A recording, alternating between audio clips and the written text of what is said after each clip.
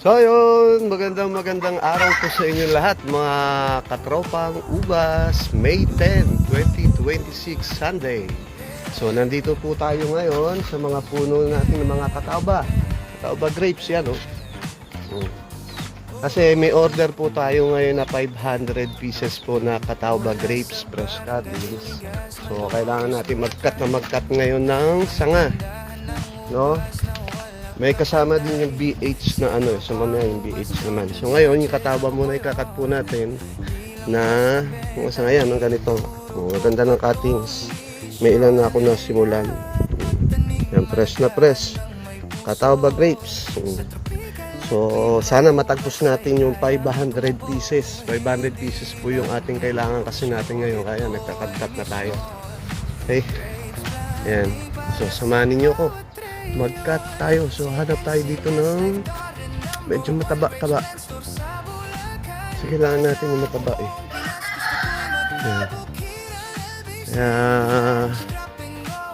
Kaya sa mga meron dyang katawba grape, sabihin nyo lang sa akin, puproning natin yan.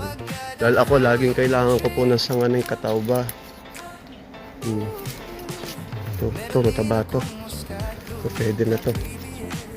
Pero wala tayong nalagyanan na nito cellphone. So, papatong ko na lang itong cellphone siguro dito.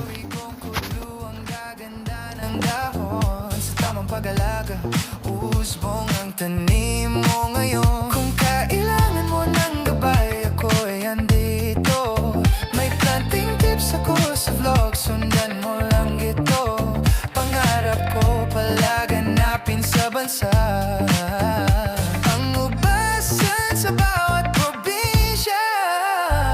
ZNCS Life Garden #1 Grapes Plant Store sa Bulacan. Para sa buong Pinas, gusto ko'y magkabukiran. LBC, flash, drop and go, lala mo victory. Nationwide delivery, sa'yo agad ang fruity tree.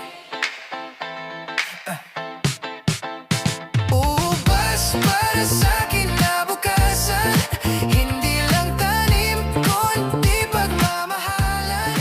Planting with purpose. So yun mga katropa ubas. Yan o. Nakakuha na tayo ng 500 pieces po na fresh cuttings ni katawba. Yun yung ilang bunga. Yan.